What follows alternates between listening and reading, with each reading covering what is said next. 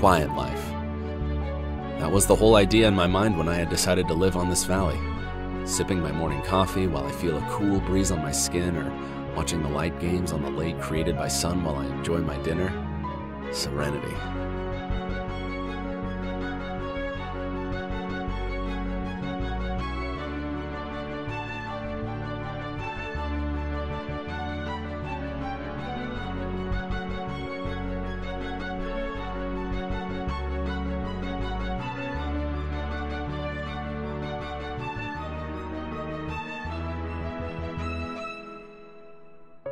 You may think, what one might ask more from life? One morning, after 9 years away from the civilization, that is exactly the question that drove me to the roads.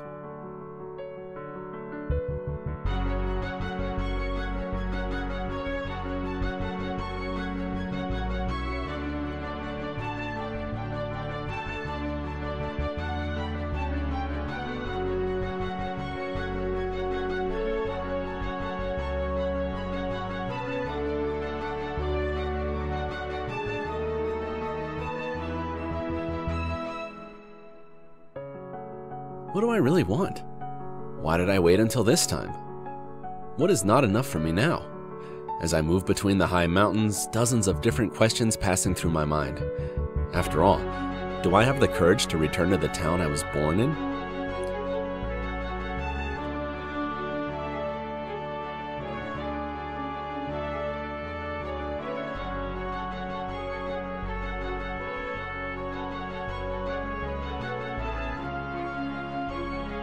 How can I forget Belmont, the sweet mountain town where I've spent all my childhood and youth? I remember the special pumpkin dessert which my mother made every Sunday. Belmont was famous with its pumpkin, and pumpkins grown here would be very big and juicy. But no one could make a pumpkin dessert quite like my mother.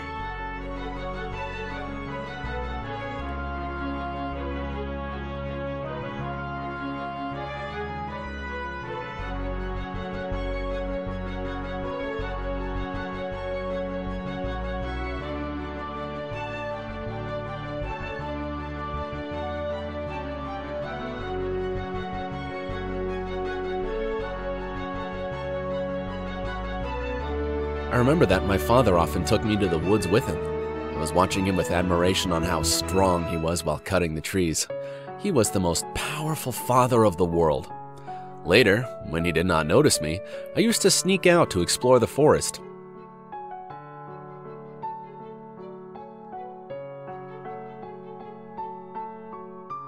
The forest was so big and lively. It feels like there were treasures and mysteries waiting to be found at every corner. But I should still be careful though, because my father said that if I go into the forest too deep, the horrible monsters would eat me.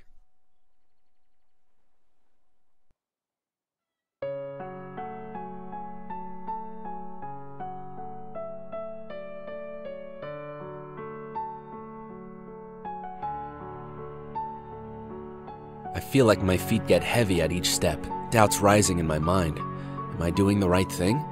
Whereas I didn't hesitate when I go out to roads with excitement on this morning, turning my head slowly over my shoulder to look at the valley which has been a home for me for a long time. No, I cannot go back now.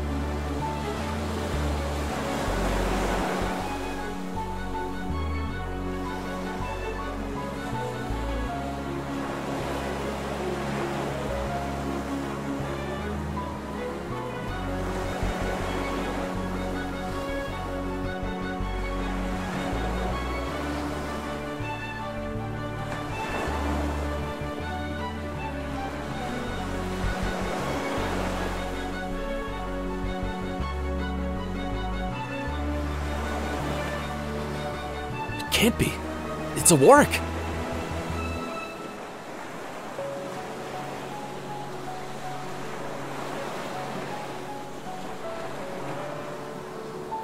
must have made all these caves and nests. It seems to be unconscious. Hope it can't see me.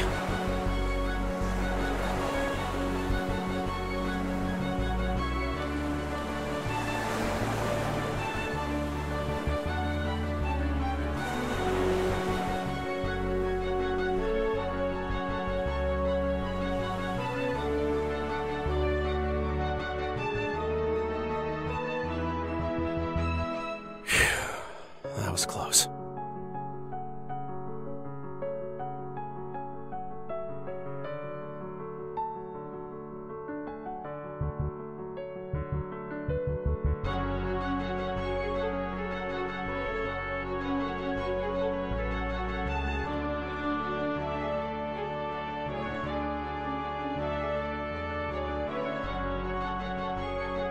In one of my journeys I made to the woods, I had found something that maybe changed my whole life. Something even more beautiful than the brightest of treasures. A girl, rushing through the trees with her green hair and cheerful voice that reflects all of nature's vitality. She had not noticed me, and she was chasing a squirrel. She was almost my age, but she did not look like any girl I'd seen in the town before.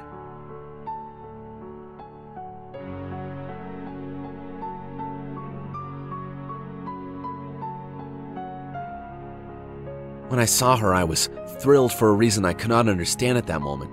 I did not remember my heart beating so fast even when I was afraid. I'd held my breath and secretly watched her for a while.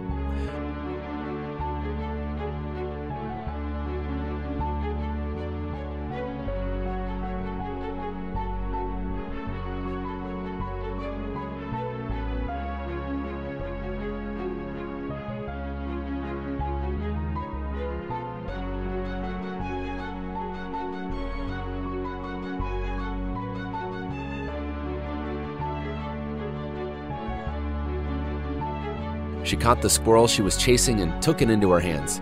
She seemed very happy while she gently caressed the cute squirrel. Gathering my courage, I approached her slowly, saying, "Hello," as if words did not want to come out of my mouth. When she turned to look at me with a surprised expression, I said with great difficulty, My name is Will."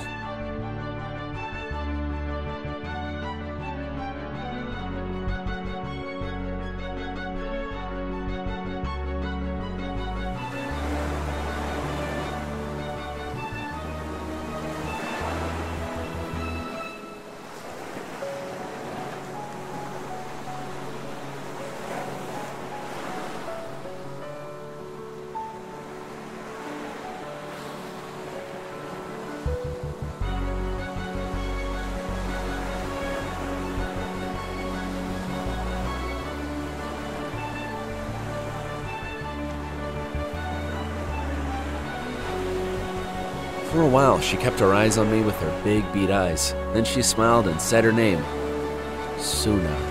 As she was talking, it felt like I was traveling through another dimension. Even though I can hear her, I could not understand what she said. Then suddenly she holds my hand and put the squirrel on her lap. She asked, "Look here, isn't it cute?"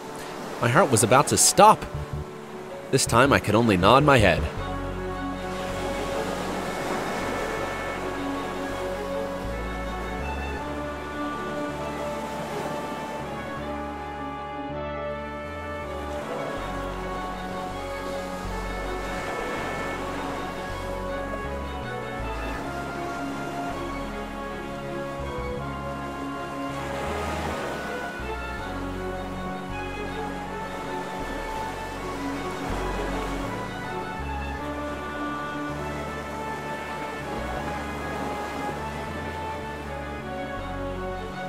During the following weeks and months, I was using every opportunity when my father was not looking, slipping into the woods and looking for her, and for whatever reason, we always managed to find each other.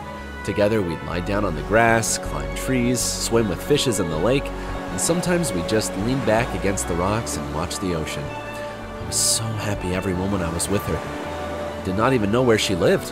When I tried to ask her, she just continued to smile meaningfully.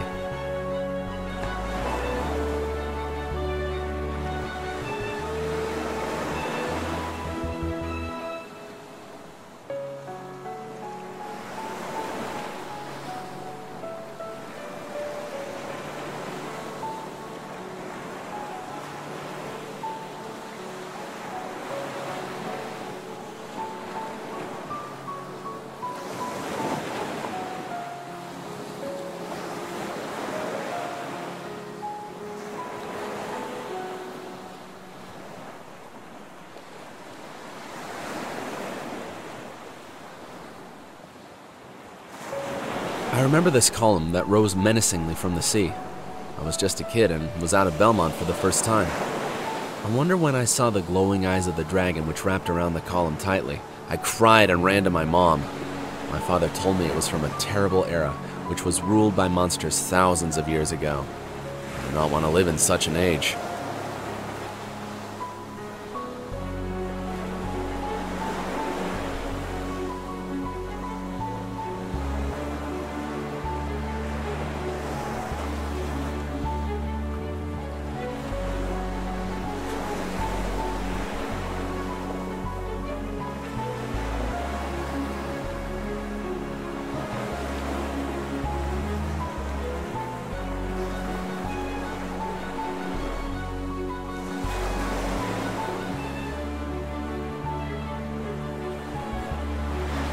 This mountain road will take me straight to Belmont.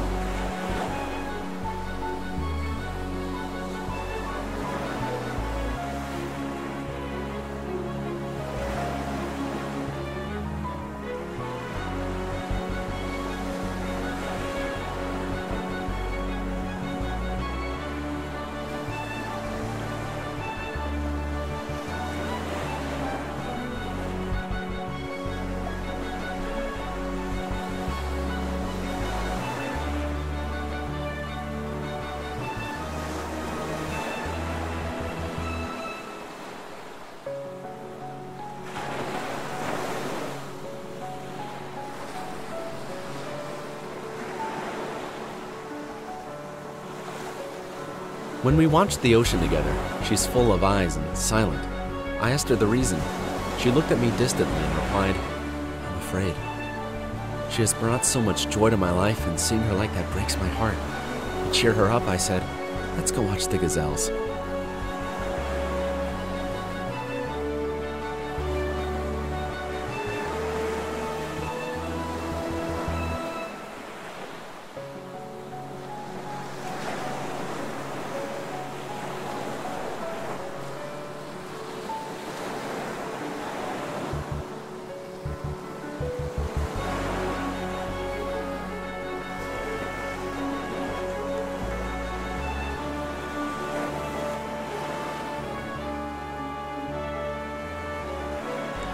The seasons were chasing each other. The Belmont town was growing more each day. Of course, I was too.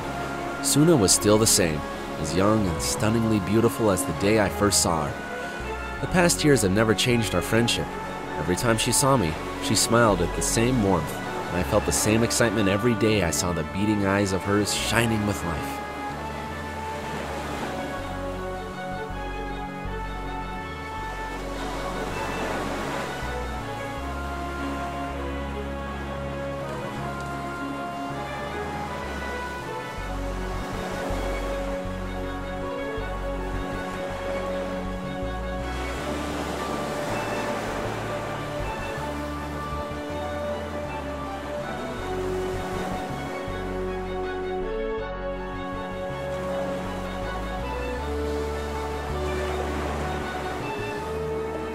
And one of these days, lying on the grass and letting the sun to warm us up, as if something had caught her attention, she puts her hand in my hair and pulls out a white hair. She examined my white hair in her hand for a long time. There was an anxious expression on her face. Then she looked at me and asked, "You will not get old, will you?"